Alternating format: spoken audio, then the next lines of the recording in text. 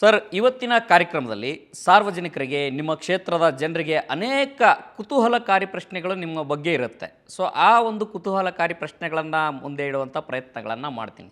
ಮೊದಲಿಗೆ ತಮ್ಮ ಆರೋಗ್ಯದ ಗುಟ್ಟೇನು ಸರ್?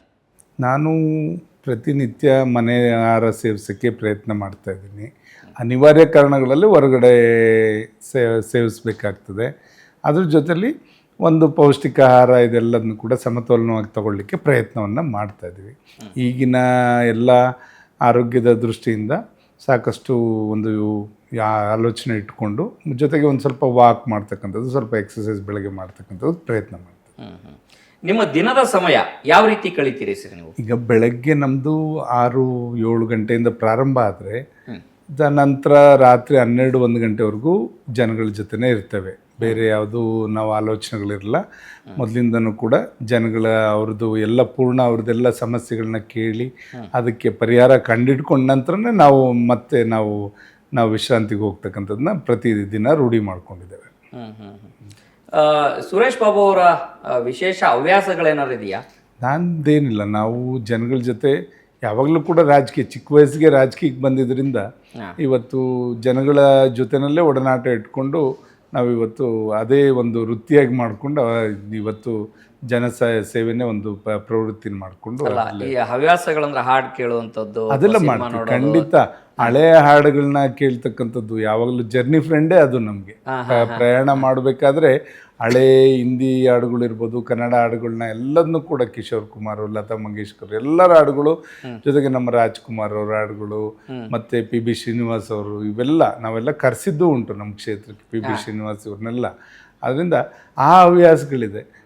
ಅದನ್ನು ನಾವು ಪ್ರತಿದಿನ ಹಳೆ ಸಂಪ್ರದಾಯ ಹಾಡುಗಳನ್ನ ಖಂಡಿತ ಕೇಳ್ತೀವಿ. ಸರ್, ಇವತ್ತಿನ ಕಾರ್ಯಕ್ರಮದಲ್ಲಿ ಸಾರ್ವಜನಿಕರಿಗೆ, ನಿಮ್ಮ ಕ್ಷೇತ್ರದ ಜನರಿಗೆ ಅನೇಕ ಕುತೂಹಲಕಾರಿ ಪ್ರಶ್ನೆಗಳು ನಿಮ್ಮ ಬಗ್ಗೆ ಇರುತ್ತೆ. ಸೊ ಆ ಒಂದು ಕುತೂಹಲಕಾರಿ ಪ್ರಶ್ನೆಗಳನ್ನು ಮುಂದೆ ಇಡುವಂಥ ಪ್ರಯತ್ನಗಳನ್ನು ಮಾಡ್ತೀನಿ.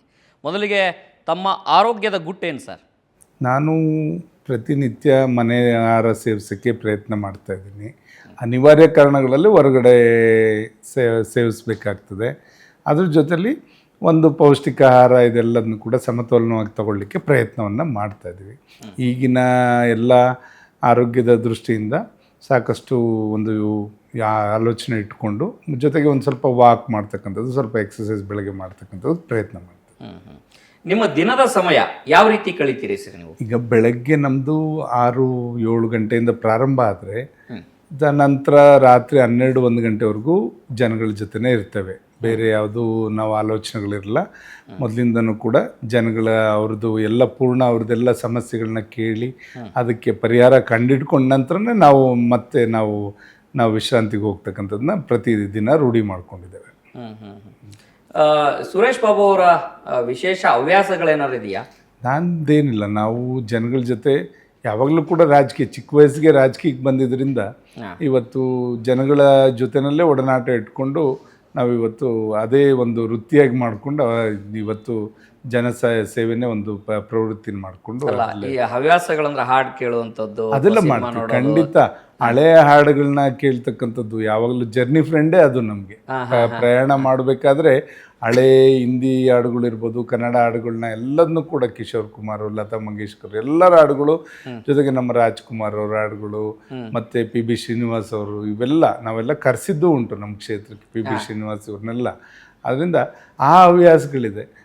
ಅದನ್ನು ನಾವು ಪ್ರತಿದಿನ ಹಳೆ ಸಂಪ್ರದಾಯ ಹಾಡುಗಳನ್ನ ಖಂಡಿತ ಕೇಳ್ತೀವಿ.